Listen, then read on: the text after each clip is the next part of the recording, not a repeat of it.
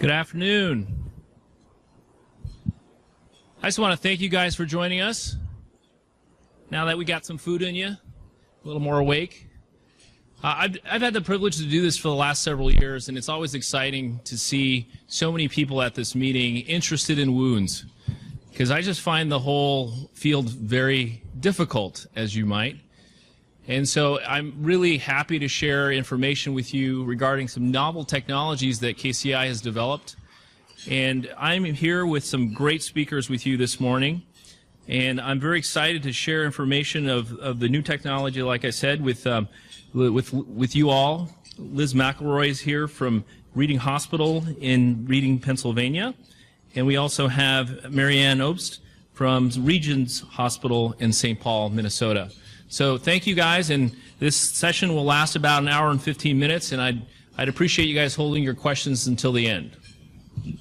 My job is really easy because I just set the stage for them, because I think it's more about patient care than anything, and I'm a data guy, so I'll present the research that's been done on this and where I think the future of this technology needs to go, but they're going to show you some practical ways of applying this very interesting technology. There we go. It's my first time that I've ever lectured, so. I work at Georgetown University Hospital. I'm the vice chair of research there, and I get to see some really cool things, and this is one of the first things that I saw a couple years ago, and we're going to share some information about this.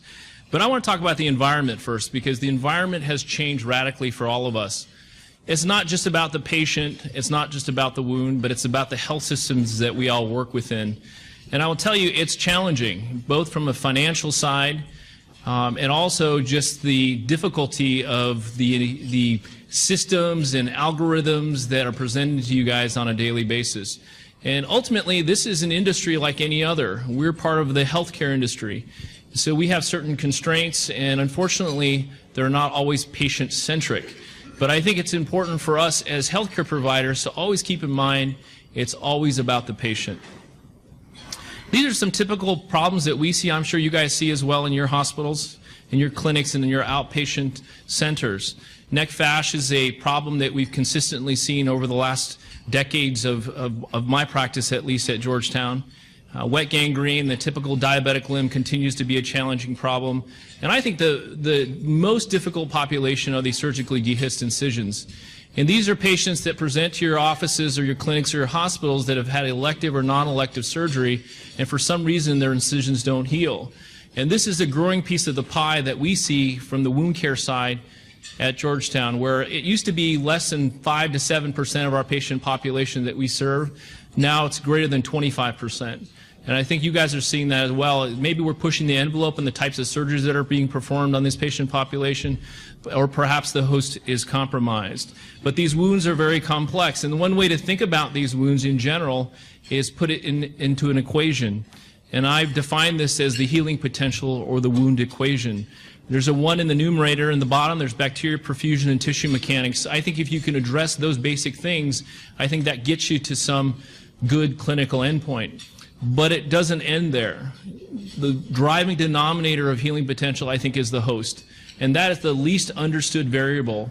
And there's no good data on this population of a compromised host. And we can define it in many different ways. Perhaps it's genomics, perhaps it's their socioeconomic status, perhaps it's their access to health care. It's a lot of variables that we don't study very well. But I think if we can figure out that host piece, I think it'll go a long way.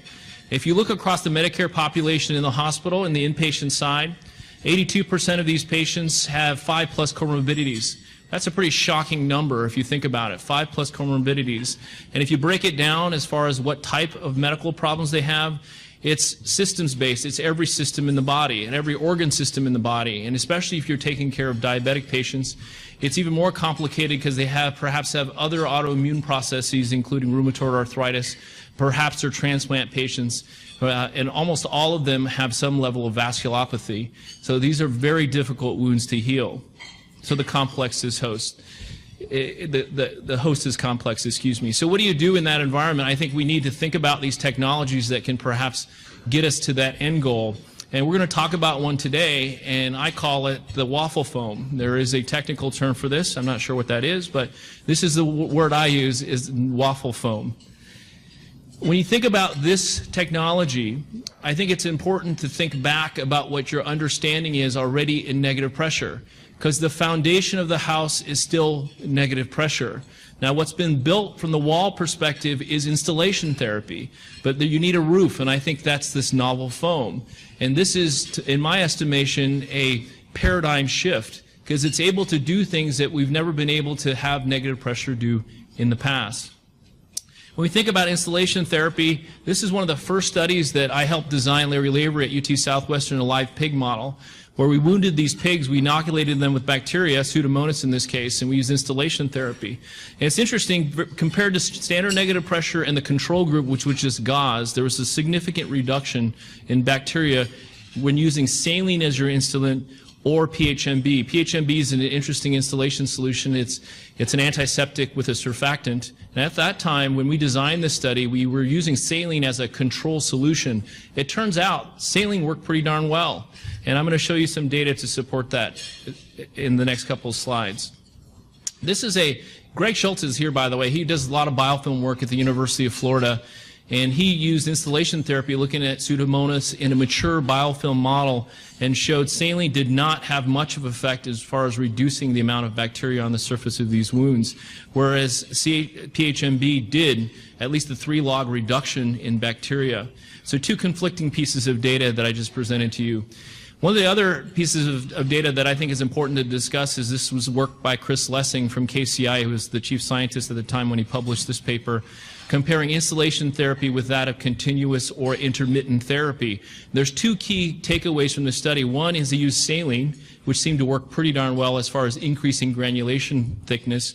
And secondly, that my assumption was, or not my assumption, but people's assumption of installation therapy is that you're using intermittent therapy because you're dwelling solution for a period of time, and perhaps the power of the therapy was based purely on intermittency. What he demonstrated was that it was better than intermittent therapy as far as granulation production is concerned.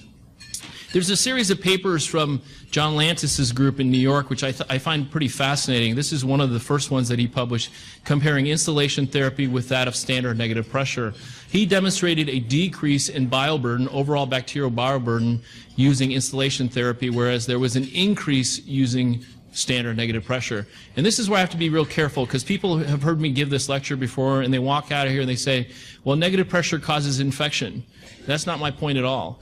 I'm saying in the environment of infection, especially in the hospital-based environment, if these patients are acutely infected or have been recently, or their wounds have been contaminated for a significant amount of time, there's a better option.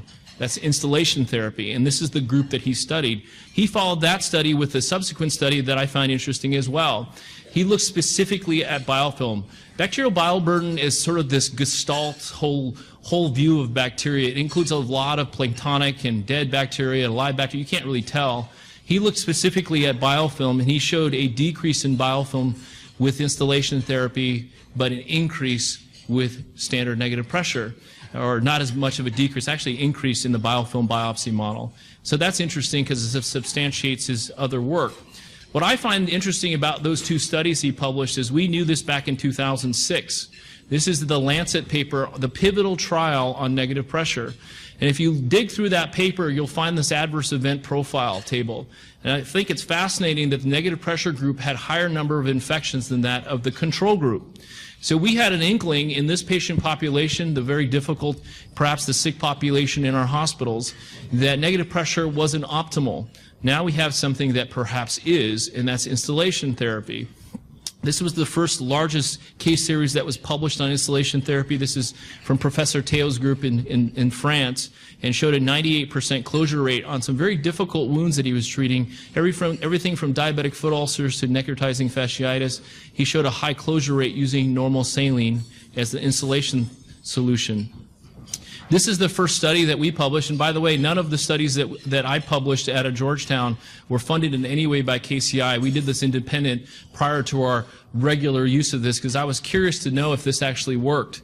So this is the first paper we published in PRS looking at installation therapy versus standard negative pressure, and we did it in a retrospective historical cohort way design, and we found that in these surrogate outcome endpoints, including number of OR visits, length of hospitalization, time to final surgical procedure, and the percent we close or cover, were much higher, significantly higher, with the instillation therapy at either 6 minutes of dwell or 20 minutes of dwell versus standard negative pressure. So that set us on a pathway of discovering and understanding this technology. And really since then, since 2012, when we finished the data analysis, we submitted this to our value analysis committee and say we're converting to instillation therapy. We've been using it ever since then. You know, it's hard to track how many patients there's actually had this applied, but it's anywhere between 5,000 and 8,000. It is our standard of care. We do not use standard negative pressure in our hospital anymore because we take care of mostly infected or contaminated wounds that come through our health system. This is a study. If you don't believe that the Georgetown model or Georgetown data is real, I forgive you. That's fine. I'd be skeptical too. So let's go somewhere else. This is Alan Gabriel, who's a plastic surgeon in the Pacific Northwest that essentially replicated what we did and demonstrated they almost identically did the decrease in hospital days or length of stay, decrease in the times to go to the operating room. All of those surrogate factors that are not only important economically, but are important for the patient. You guys know the longer a patient's in the hospital, they become really severely deconditioned, and I'm not just talking physically. They get mentally and emotionally deconditioned as well. So if we can even reduce 1 day of hospitalization, that's worth it. Let's say you don't believe Alan either, so let's go somewhere else. This is Mike Timur. He's an orthopedic surgeon. He looked at almost identical, again, those surrogate outcome endpoints that I just discussed in the prior 2 papers, and he demonstrated the same thing in the open fracture patient population that he serves. Decrease the number of operations, decrease length of hospitalization, all of those important things that we both talked about. This is our more recent paper, now not so recent, a couple of years old now. One of the fundamental questions that I was asked many times when I'd lecture about instillation therapy is what solution should we use? So we studied this. This is a randomized comparative effectiveness study comparing normal saline versus polyhexanide with betaine. And what we found in this study was pretty interesting. If you're interested in statistics, the intent to treat and per protocol are both presented, but it's not really that relevant. What's important to say is that normal saline works just as well as a very well-studied antiseptic surfactant solution. The conclusion of this is not to use normal saline, although we do in the majority of cases, 80 to 85% of the time we use normal saline, but is to say use whatever you want. Whatever you're comfortable using in your hospital. If you look at their safety, tolerability, efficacy profile of whatever solution you have available, I think it's fine. Go ahead and keep using that. We do reserve the use of an antiseptic solution in those cases where the patient has hardware or total joint that we want to preserve. We do use antiseptics in those cases. Otherwise, normal saline, it's cheap. Nobody has an allergy to normal saline, so it solves a lot of the safety questions that perhaps some of the antiseptics have. So it solved a lot of issues for us, and that's what we use as a general rule. This is a consensus guideline that we published, again, years ago when we had very limited knowledge about this instillation therapy, and we came out with 9 consensus statements. And it's interesting when I look at these now these have been updated, but the idea is to provide information about safety as far as solution choice, the settings for this device, and everything else. And one of the important things that have been updated is the indication piece of this. I think when people ask, well, when should we use this therapy? I think if you have a complex host in a complex wound, you use this therapy. Any patient that's in your hospital as an admission, to me, is a complex host. There's a reason why they're there. And if they have a wound, by default, that's a complex wound in a complex host. If you want to know specifically what that is, just look at any of our demographic tables in any of the series of papers that we published, and you look at these patients with diabetes, with peripheral vascular disease, that are end-stage dialysis patients, that are KP transplant patients. These are your sick hosts. And the complex wound, like I said before, I think by default, I think the complex wound is on the complex host. One update to this, and I chuckle because at the time we were pretty adamant about this, and perhaps we were really dogmatic, that this therapy did not replace debridement. And this is where the paradigm shift occurs. This is where the novel foam comes into place.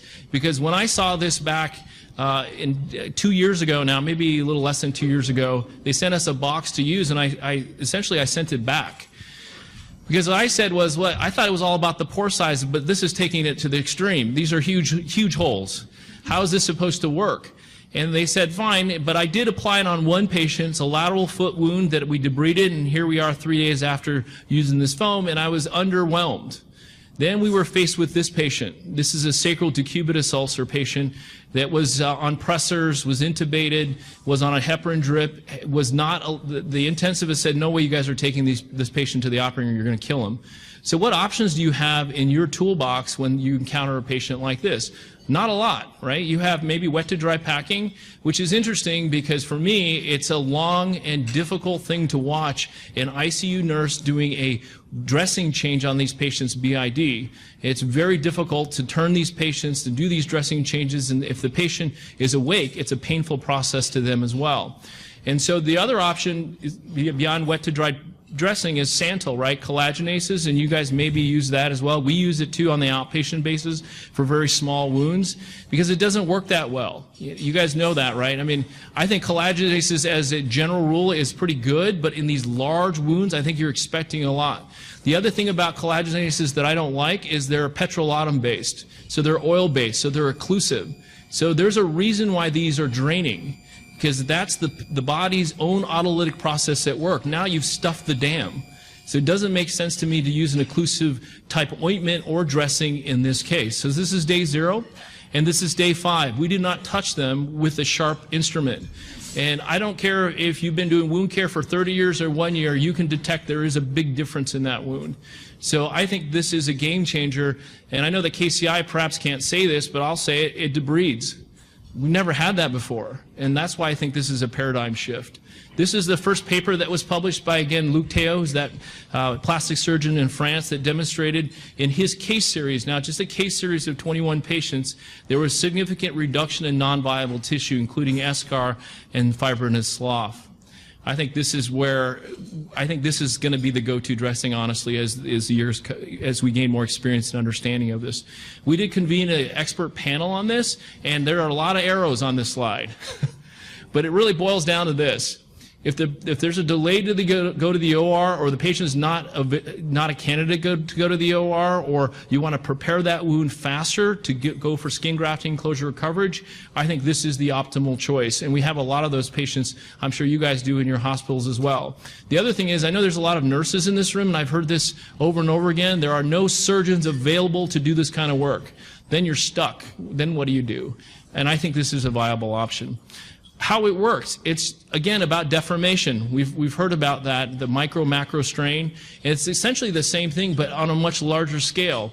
There's vertical and horizontal forces that work to break this debris up, but it's critical to use this in conjunction with installation, because what that solution does is it breaks that hard tissue down so it can be cut and removed, and essentially that's how this works. I used to think it's about the solution. This is my local Target, and you look at the laundry detergent, there seems to be a lot of choices, right? And which one should I choose? It's not about that at all. It's about the washing machine. And the washing machine is the device, and I think this novel foam is an additive piece of this where you're really getting agitation, and during the agitation cycle, I think you're getting breaking up of all of the debris. In conclusion, I just want to say wounds in patients are harder. I mean, we see that. I mean, they're just so sick. It's unbelievable, especially in your diabetics with dialysis. Now they're on dialysis for 10, 15 years. It's crazy. The lifespan of dialysis patient, not just 5 or 10 years ago, was about 5 years. That's it. Now it's 10 to 15 years, but their quality of life is extremely poor.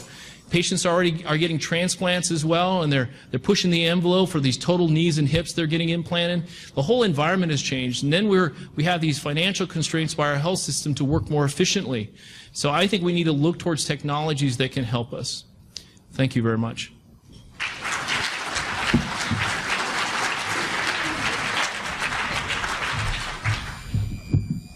How you guys doing? How's the food? Good.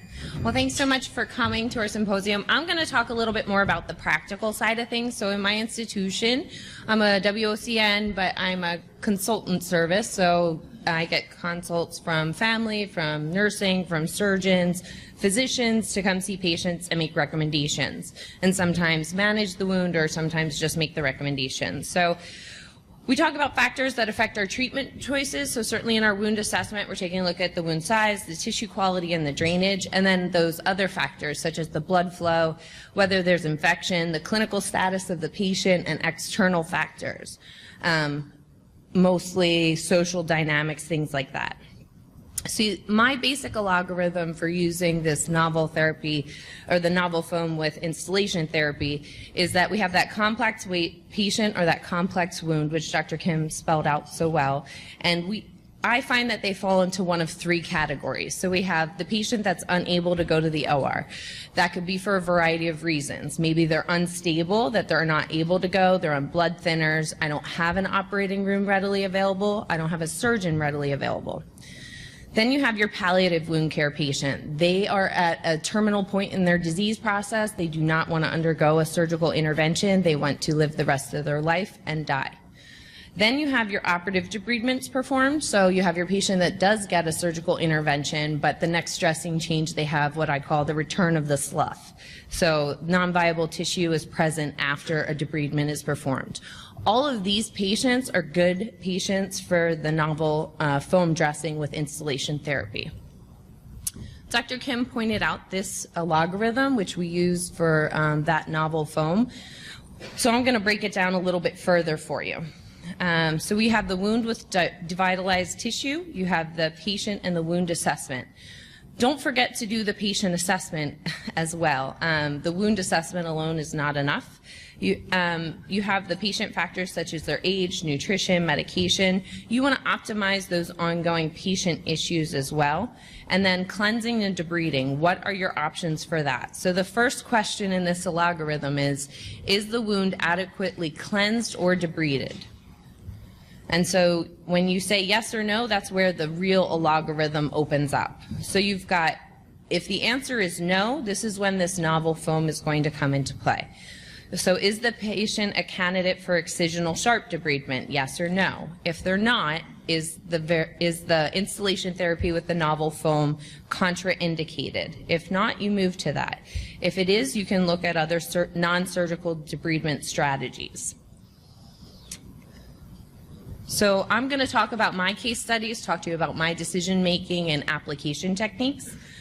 So the first case was a patient who had a complex wound, and she was a complex patient.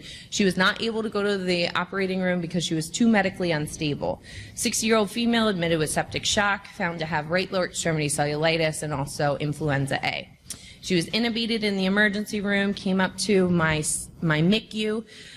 Plastic surgery was consulted for the wound because of non-viable tissue, but they declined to do surgery because she was too medically unstable. This is what her leg looked like when she got admitted. The measurements were 10 by 16 by 1.5. She had significant slough in the base. She had moderate, thick, tan, foul-smelling drainage. So let's take a look at her factors. Wound assessment, we know it's a large wound. We know the tissue quality is poor, and her drainage was foul-smelling.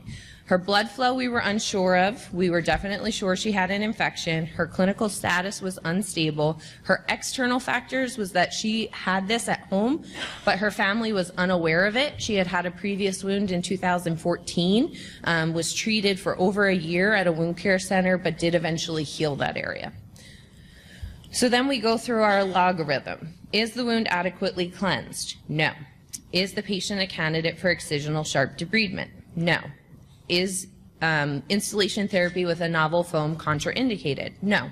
So we instituted that therapy. So we put her on IV antibiotics. She got treated with Dakin's solution, or I'm sorry, sodium hypochlorite quarter strength solution for 24 hours. When I treat my patients with something that's not a normal saline solution, I limit it to 24 hours just for ease of getting it. My patient safety department really appreciates when I don't have bags of Dakin solutions hanging out in the nurses area because they don't want it hung in the IV. You do have the option of dumping it into a bottle, but just make sure you label. We dwelled for 10 minutes, and every hour we cycled this. We changed it in 48 hours. I tend to use barrier rings or cohesive seals, whatever you want to call it, whatever brand ostomy you have. We call them barrier rings to prevent any peri-wound maceration, but also to help achieve a seal on her lipodermatosclerosis. We did order arterial blood flow studies as well, and we put some tubular compression on for edema management. The next dressing change, plastic surgeon joined us at the bedside because he wanted to reevaluate her as she was growing to be more medically stable and potentially a candidate for the operating room. But this is what he found. So this was with one dressing change, 48 hours of therapy. He deemed that she did not need any further debridement and that we should continue with this therapy. We then switched her to normal saline solution. We continued with 10-minute dwell, 1-hour therapy, and we found that she was growing group B strep, so her IV antibiotics were adjusted appropriately. I'm just showing you as we went through the slides, we continued for another dressing change to make sure that she wasn't that return of the slough patient. She continued to improve, now extubated, and we switched her to traditional instillation foam, and she continued to improve. So I'm just going to take you through her hospital stay here. At this point, we discontinued the instillation therapy and moved to a local silver dressing with a collagen with ORC underneath it and 4-layer compression wraps. She continued with less drainage. We continued with the lymphedema management with 4-layer compression wraps until we got her to that endpoint of a grafting. So she had allograft application. This was within 3 weeks. So she came into the hospital for septic shock. Within 3 weeks, she had a covered wound. She tells me the wound had been there for about 7 months and she was just covering it with gauze. Animals in the home, so we think about those external patient factors, things we need to protect them from. I already knew she was at risk for coming back with a wound since she had had a wound in 2014. Again, patient-centered care. We're providing them with options in order to keep them healed as well. The second case is the palliative care patient. So this is an abdominal wound of a 75-year-old female. She had stage 4 endometrial cancer, came in for a tumor debulking and staging procedure. She ended up dehiscing that abdominal wound on post-op day 27. She came back into my hospital with respiratory distress and was placed on BiPAP. So high Fowler's position, poor nutrition because she wasn't eating well because of her respiratory distress, had a large tumor load, and again was not undergoing the knife. This is what her wound looked like on day of admission. Our surgical team ordered vac therapy and then consulted us. When I came to see her, the next dressing change, this is what her canister looked like. So this thick exudate, and I'd gotten better at my photography skills, so I'm sorry if it doesn't read well, but you can kind of see this in the tubing there, that thick tan drainage. This is a wound that's in need of immediate cleansing. Obviously, the tissue quality was not good in the base as well. So let's see, wound assessment. We took a look at the wound size. It's a larger wound. Tissue quality is poor, drainage thick. It didn't smell, but it was very thick. Her blood flow was good. She did not have signs and symptoms of infection from the wound. Her clinical status was poor. Her respiratory status was poor. And her external factors was that she just wanted to go home and die. So, was the wound adequately cleansed or debrided? No. Is she a candidate for excisional debridement? Well, this is where I'd say yes, but she refused, so then no. So is the novel foam contraindicated? No, and so we applied it. I'm going to show you about the application. So I, again, use a lot of barrier rings in my product because I have that O in my initials. I'm an ostomy nurse as well. So we use 16 milliliters of normal saline solution, 10-minute dwell, every 30 minutes. So I'll speak to, I tend to cycle more frequently when there's non-viable tissue because in the contraction of the holes that this novel foam provides, it's providing some form of shearing to that wound base to help break up that non-viable tissue throughout the wound base. So if you think of those holes contracting and opening, the more I'm scrubbing, I call it scrubbing. I guess I relate back to the washing machine as well. So the more I'm agitating that wound base, the more I'm cleansing it. So I use the barrier rings around it, and then made sure I put a barrier ring at the umbilicus. You'll notice the track pad is at the superior aspect of the wound because you need gravity for the installation piece. So I'm used to putting the track pad on the portion where the most drainage is, and that has to be a little bit different for your installation options. And this is her progression through the dressing changes over a week. And so you can see we really broke up and that tissue and got her down to a nice bleeding healthy tissue. In Dr. Teo's study that Dr. Kim mentioned, he saw that after about 3 dressing changes or 9 days of this therapy that there was robust granulation tissue in the wound base in about 95% of the population that he saw. So I would say that I have a similar experience to that some patients I see it in 1 dressing change, but by that 3rd dressing change is really when I notice that wow factor. So at this point she was discharged to a skilled nursing facility where she continued negative pressure therapy. The last case is that return of the slough patient, or the patient who has the return of non-viable tissue after surgical debridement is performed. So this was a frail 83-year-old male who was admitted to my hospital with shortness of breath. His past medical history was notable for hypertension, hyperlipidemia, AFib, colon cancer, kidney disease, so you name it, he's got it. He ended up getting a CABG and an AVR at my facility. Complicated post-operative course with respiratory distress, was on the ventilator, ended up on post-op day 12, getting trached, pegged, and opening up his mid-sternal incision. They performed an IND. So our cardiothoracic team placed a VAC at that time and then consulted us for the dressing changes thereafter. Post-op day 14 is when we first met him, and this is what his wound looked like. So they had just performed a debridement 2 days prior. He has a lot of complex issues and a lot of patient factors that are working against his wound healing. His measurements, 8.5, 2.4, 2.2. We initiated the installation therapy with the novel foam. We saw that he had some surrounding erythema, so perhaps signs of infection, however, no malodor. So we went to the normal saline solution, 10-minute dwell every 3 hours. Let's take a look at him. Wound assessment. Wound size, not a huge wound, but large enough. Tissue quality was very poor. Drainage, not really much drainage at all. His blood flow, potentially an issue to the skin level because he was on pressors. Infection, yes. Clinical status, poor. And external factors, there wasn't much holding us back. He was still in our SICU unit, and so we had full access to everything. When we take a look, is the wound adequately cleansed or debrided? No. Is the patient a candidate for excisional sharp debridement? Well, yes, he was. However, they weren't going to do that every dressing change, and so they weren't going to take him back to the OR every dressing change.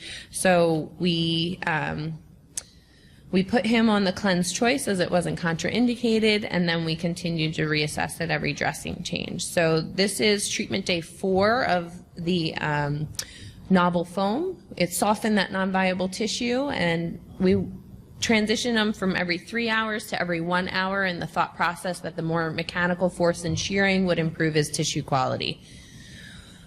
On the left-hand side is what he looked like after that dressing, and then they performed a sharp debridement of non-viable tissue at the bedside, and you can see he still has kind of that marbled non-viable tissue within that wound base, just poor tissue quality overall. So he continued with this therapy throughout his hospital stay as we were trying to wean him. So treatment day 4, 6, 11, and 15. And after 15 days of therapy, this is what he did. So we treated his clinical infection by using the installation therapy in addition to systemic therapy with IV antibiotics. He did improve in wound size and tissue quality. He was recently readmitted with a healed mid-sternal incision. And those are my references. Thank you guys. Mary Anne?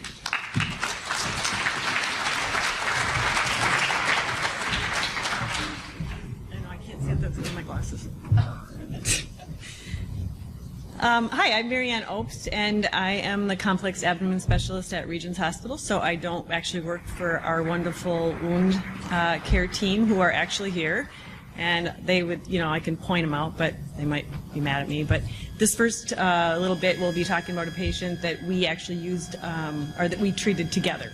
So I work for a surgical team And so that kind of comes into play as we're talking through availability of surgeons. So I went the wrong way. So when we talk about the wound in the host, I think that that's very true. We have very complex patients every day now, and our wounds are becoming more and more complex as well. I've been a nurse for 30 years, and I think for sure 30 years ago we didn't have wounds. Does anybody else remember wounds 30 years ago? I don't know. So crazy. Me and some of my old ICU buddies were sitting together, and we were like, did we have pressure ulcers back in the day? I don't remember them. Maybe I just put gauze on them and hit them. But the other piece of it is the provider. It's you. It's the critical thinking that you're bringing to this triad that is really going to make the difference. So with those three, wound care should be no problem, right? Unless your wounds are like these, right? I mean, and these are the surgical wounds that I see every day because I work for a surgical team. And I think these are, as Dr. Kim said, they're really difficult. Now, I don't have as much experience with the lower extremity wounds and some of the other things like that, so I'm going to stick to what I know. So my first patient was a fantastic teacher at the local school where my kids went to school, and she also had a lot of interesting problems making her a complex patient and had a complex wound. So she had all this going on, and we didn't actually meet her until July. And so the prior treatments, I think, is interesting because everybody tried something. And this is kind of going with that provider and the critical thinking at the bedside and really understanding not only your patient, but the patient's wound. And you can see she had a little bit of everything. So when we first met her, her wound was completely covered with slough. But it's a big wound. It's 60 centimeters across, and it's 12 centimeters tall, and some of the areas of depth were several centimeters deep. So that was my attempt at a tennis racket. It's not a handball racket. So my critical thinking, when I'm utilizing negative pressure, and in that world, goes like this. If I have a wound, and the wound has, if I'm grafting or working with my team as a skin graft, I still go with negative pressure without installation and a contact layer. But if I don't, then I think about the fact, does the wound need debridement? And we're going to go through a couple different ones that I think will help with critical thinking as well. And if it does need debridement, go ahead and put the novel dressing on right away. Because what it really does for the surgical team at the first dressing change is delineate the areas that this dressing has already cleaned. And so they have a better picture of what they may need to do. Does that make sense? So it's helping the surgical team. So don't wait, I guess is what, because I've always waited. I'm like, I'll just wait till let the team see them, right? Before I clean it all up. But I think my thinking now has changed. I'll go ahead and put on this dressing and then have the team see them, because then it kind of gives them a better idea of if they really need sharp debridement, kind of like Liz's case with the plastic surgeons. And then evaluate the wound. If the debridement factor is done, then go back to standard installation therapy. And I'm very much like Dr. Kim. I believe that installation really is for almost everyone, unless they're in that graft situation where you're more bolstering. So this was our first of all, how many people are using this?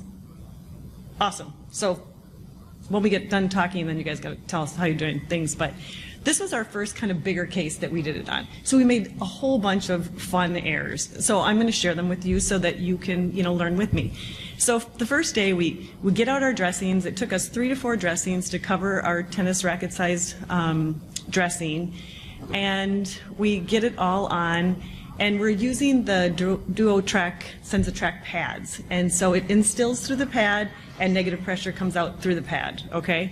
So we get all done. It took us, 45 minutes to put this dressing on, because we also put the barrier ring all around the edges, and we're clipping and cutting and getting everything prepared. Well, once we got done, we have one pump sitting there. Well, those track pads don't Y together.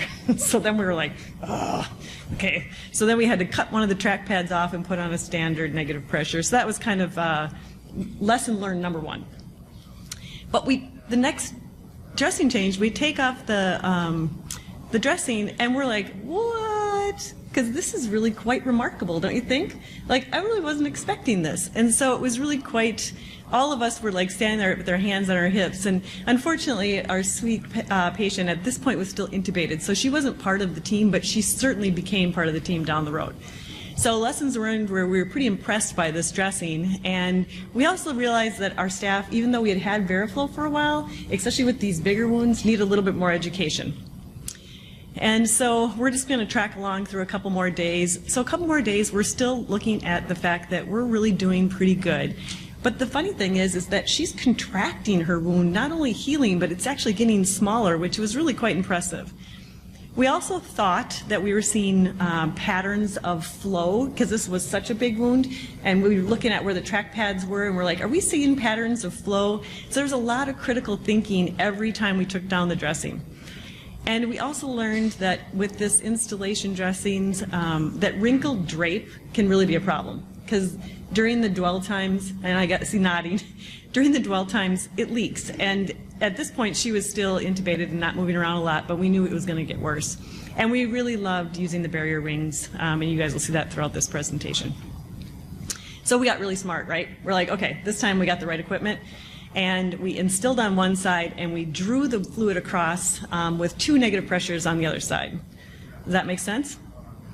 And we weren't sure, you know, when we were using the autofill on the VAC Alta pump, we weren't sure when to stop with our volumes. Because it was a big wound, she was always up and down because she was intubated. She liked to tip to one side.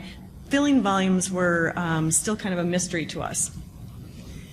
But then, one of our local reps said, well, you know, there's different kinds of track pads. And you guys probably knew all of this, but honestly, I didn't pick up on the fact that there is actually a track pad that just instills, and it comes in a kit that, you know, has a negative pressure. And then the other ones were dual, where they instill and take out. So once we realized that we had different track pads to work with, all of a sudden, you know, all of these different ideas came out. And so we're clicking right along, but we come back from, this is a Monday morning, and at this point this lovely lady actually had been extubated. And I'm like, oh my gosh, Pat, what happened over the weekend? And she's like, I don't know. She goes, that thing started making noise over the weekend, and they just came in with rolls of that sticky stuff, and they just started putting it all over my belly. And I'm like, wow, that's impressive. I mean, this took effort. I mean, we like had a breakfast the next day for the nurses that did this because we were so impressed with the effort that they put forward to stop that leak. But unfortunately, with installation, we have new alarms now. So we've been so ingrained in our minds that when that pump makes noise, that it's an air leak, right? So you add a little more drape. You add a little more drape. You put your head down by the patient and you know, listen and see if you can figure it out. So we had to kind of make a new plan because it was hard on the nurses and it was hard on the patients. And the fact that we would come in sometimes in the morning and they'd turn the pump off because it was making noise and they couldn't figure it out. It wasn't fair. So we said, listen to your pump. And so if you push the question mark at the pump when it alarms, it's going to tell you what to do. And so we kind of started teaching and saying, listen, you guys, if you have a pump and it's alarming, push the button and then read the words and maybe it'll take you to the right direction. And so that really helped us quite a bit. But we also said, if in doubt and you really can't make it work, you can go back to the beginning of the pump, you know, thing and put it on just negative pressure and, you know, call when more people are in the hospital. Because it seems like this stuff always happens at night. And so here we're still clicking right along. Remember, we met her on the 20th, so we're 11 days later, and we're really seeing some great progress. And we're so proud of ourselves.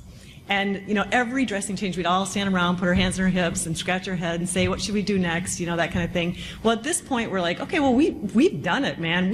Look at, she's cured. Granulation tissue, a must. I mean, this is great. So we stopped using the cleanse choice, put her into standard vac over the weekend, and really lost ground. So this was an epic fail. And so I went back to the literature because I thought maybe there'd be some help in there. And this article by this one doctor named Dr. Kim, who happens to be here, said in clear print that if you have a complex patient with complex problems, you should probably use these settings and you should probably use this solution and you should probably not discontinue it until this point. And so then I came back to the team, and I know that my team's out there, they're just not going to really admit it, but I'm like, you guys, hey, this Dr. Kim says that we should wait until we have sufficient robust granulation tissue, or we can do primary closure, which we really weren't there. Or is she ready for a flap or a graft? No. And so we're like, okay, so let's go back again. Let's try this again. So now we're way smarter, right? Now we knew she was Pseudomonas, so we're targeting this bug with the hypochlorite solution. We're doing exactly what Dr. Tim said. We're doing 10 minutes every 3.5 hours at 125.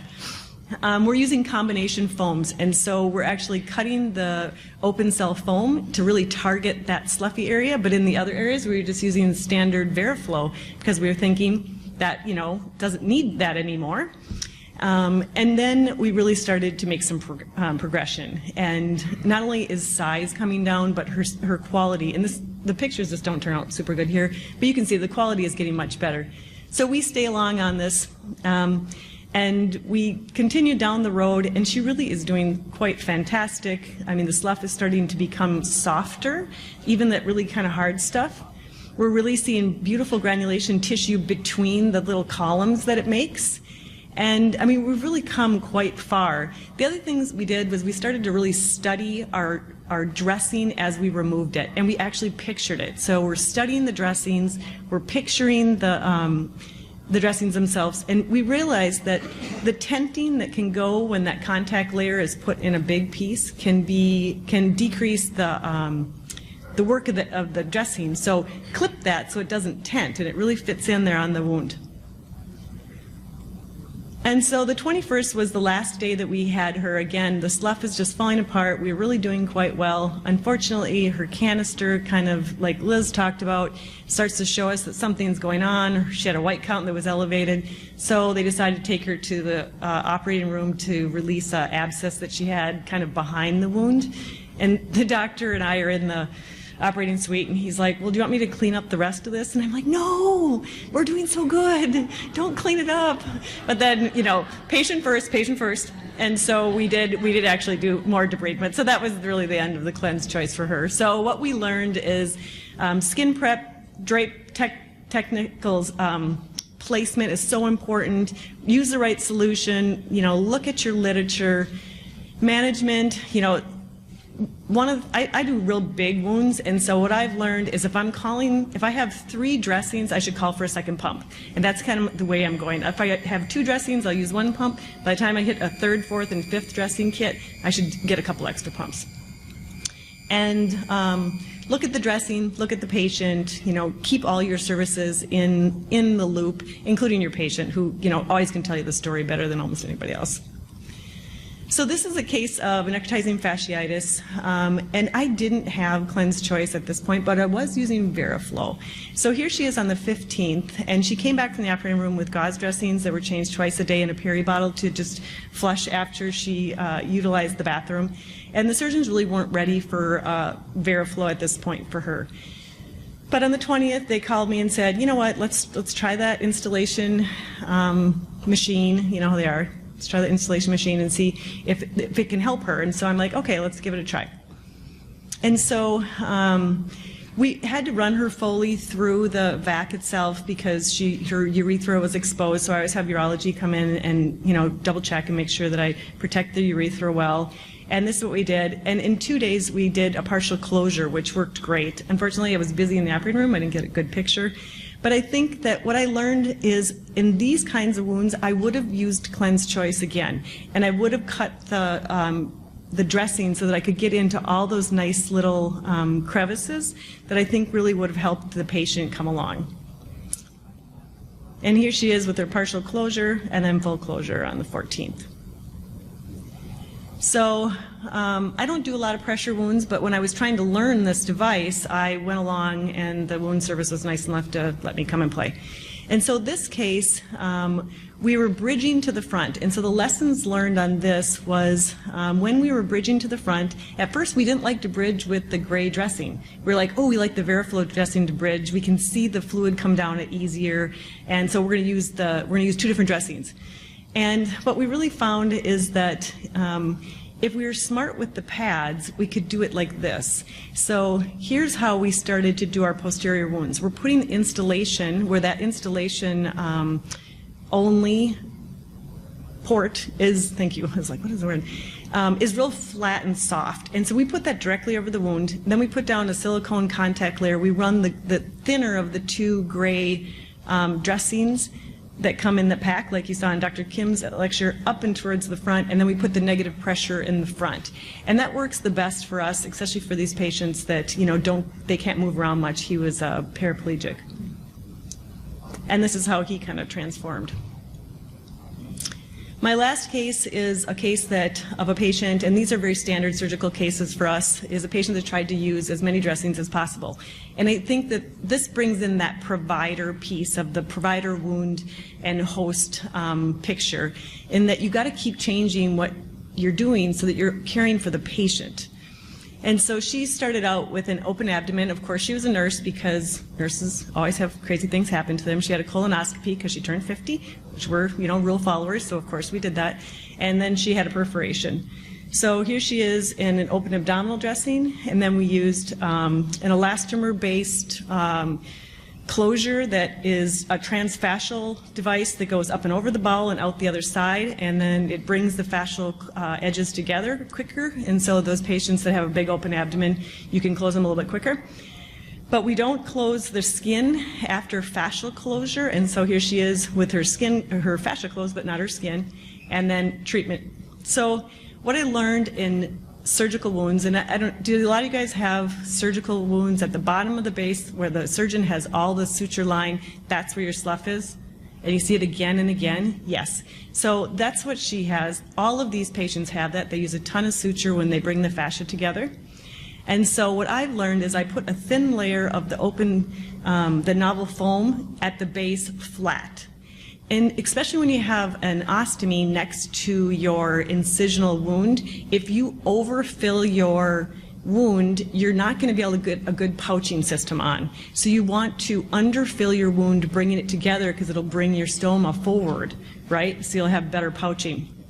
So this is what we do. We use the thin layer and we make a sandwich out of it. So the one's at the base, and then the two the novel foams are side by side, and then we put the thin layer in the middle, and then we back over the top of that. And that seems to give us the best contracture of the wound and the most cleanup of not only that slough at the base, but also the slough on the side walls of that wound itself. So lesson learned with her and a lot of our patients is we use that sandwich technique, and it works great for rectal abscess type patients as well, and I think that's kind of where we figured that one out. And then here she is. So again, every time we're going to be taking care of a patient, we always like to go through all the different things that we learned, and looking at your patient, figuring out what dressing is best for them is the best way to go. Thank you.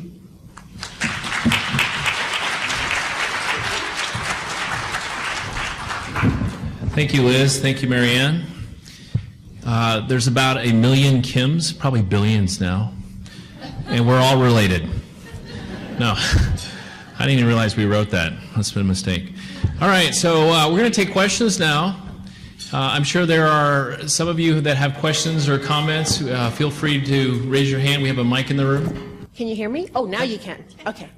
Monique Abner, I'm a physician in Hagerstown, Maryland, medical director of our wound care center, and we are not using the VeriFlow. But I have lots of patients that I think could unquestionably benefit from it, and so it seems primarily you're using it for your inpatients, but and I know that you were talking about the complex infected wounds, but I remember having had a woman who was hospitalized after having a traumatic fall, and she had this incredible hematoma in her leg. Have you used it for things of that sort as well? Because I could see it as a great way of irrigating and getting rid of that adherent blood. And my second part of the question is, at least in outpatient, we can't get regular negative pressure wound therapy if a wound has more than 25% slough. So if you have these complex wounds, like the one that you showed, Dr. Kim, that was all slough, do you ever have problems with pre-authorization for wanting to use installation in wounds that are heavily sloughed? Do you guys want to answer the first part of that question about hematomas? couple of cases where we've used it in patients that had hematomas. We'd evacuate as much of the hematoma as possible, but there's still some of that refractory hematoma that stays in the wound base. We've used as well, and it helps demarcate the tissue that is viable versus non-viable, helps you also remove some of that non-viable tissue, even indicates that it's a hematoma much easier. And so you'll see that over several days. It'll help soften and solubilize that non-viable tissue and the hematoma to help prepare it for wound closure. So in most of those patients where they have large hematomas, we're preparing them for skin grafting or a flap of some sort if they have for our trauma patients specifically. And so we absolutely use this therapy for them as the inpatient side of things, which I'm glad you bring up because the installation therapy is restricted based upon the machine.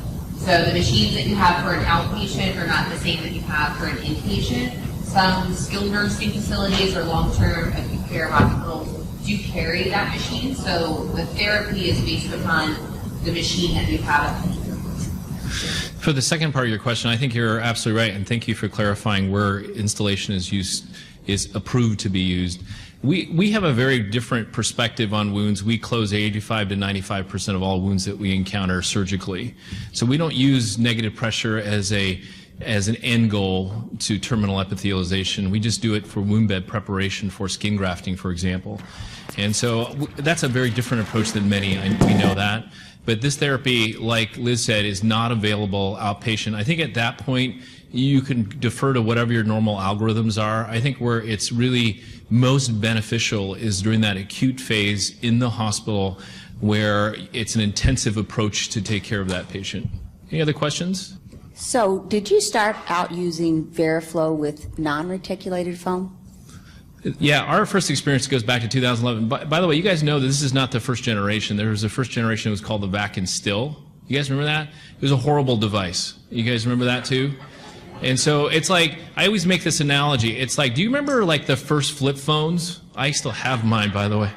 Versus your iPhone X. Who has the iPhone X? I love my iPhone X. It's very different. The technology has improved so much that it's not just the user interface. The old device was gravity fed, which was problematic, honestly. And so I think with each iteration of standard negative pressure, with the technological advances there, this addition of installation, I think, was a game changer for us. So we started using it in 2011, and we did use the Vac and Still when it first came out in the early to mid 2000s as well. But this is a completely different animal.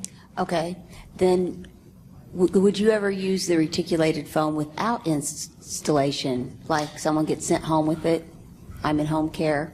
Yeah, I think you need the installation. Like I said, it's like a house. You have to have that foundation of negative pressure, and the walls are insulated. I think the solution is very important. You got to hydrate that tissue to break it up. And so it's like using your washing machine without any water. Yeah, that may break up some stuff, but that's probably not optimal. I was just curious, in your algorithm that you have contraindications for negative pressure with installation, so we all pretty much know what the contraindications are for traditional negative pressure, but are there any that are unique to use with installation? Yeah, I think there are. And by the way, everybody has their own standard practices, right? And I don't agree with the contraindications to standard negative pressure. Many of them, we go over tendon, bone, ligament. That never stops us. If the nerve is huge where you can visually see it, then you may want to protect that, or a vessel or a graft. You want to protect those things. But otherwise, we instill negative pressure, all of them.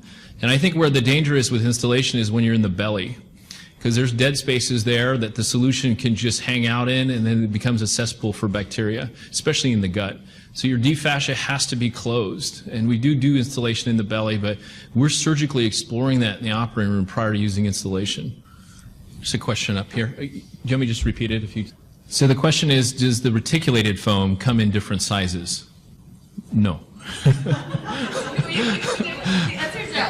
So people often ask me what's the smallest size you would use, and with the reticulated foam, as long as you have a couple holes. So the holes should not be collapsed, so you do not want to smush the contact layer. Thank you. You don't want to smush the contact layer. You want those holes to stay open so that when the therapy is active, that it contracts, and so that when it's inactive or when it's dwelling, it can open back up and create that shearing. So I tend to say like 3 to 4 holes is kind of the minimum size of what I would do. Even in like a very linear wound, you know, our abdominal wounds, when there's linear fashion, you want to make sure you have at least like 3 or 4 holes. I mean, that's a really interesting point, though, because if you think about the smaller wounds, those are, I know that some can't go to the OR, but most can under a local block or whatever. So you can literally excise and close it. You don't need to use this therapy necessarily. I don't think you're maximizing its benefits if you're looking at the smaller wounds in the foot. The larger wounds, if they have, you know, multiple incisions or neck fash it's created lots of soft tissue defects that's fairly geographic in nature, I think it may be helpful. But honestly, for us, when we encounter it in the below the ankle, now in the leg it's a completely different story because you can have a large surface area in the leg, but I don't think you necessarily need it for that purpose. But if you have it, and I showed you a case of the foot where I was really, quite frankly, a little underwhelmed. You know, I had good results with Veriflow. The next stage was just closure of that wound, so it was not a big deal. But in other parts of the body, I can see where this could really benefit somebody. And just to speak to that, our podiatric surgeons, they will do like staged levels of surgery. And so they'll do an initial debridement with an infected toe, let's say, and then they'll apply this therapy, and then they'll come back to the operating room to see at what level. Again, it helps demarcate that tissue and see what is viable and what is non-viable. So, any other questions? No? Okay. Enjoy the rest of the conference, guys. Thank you.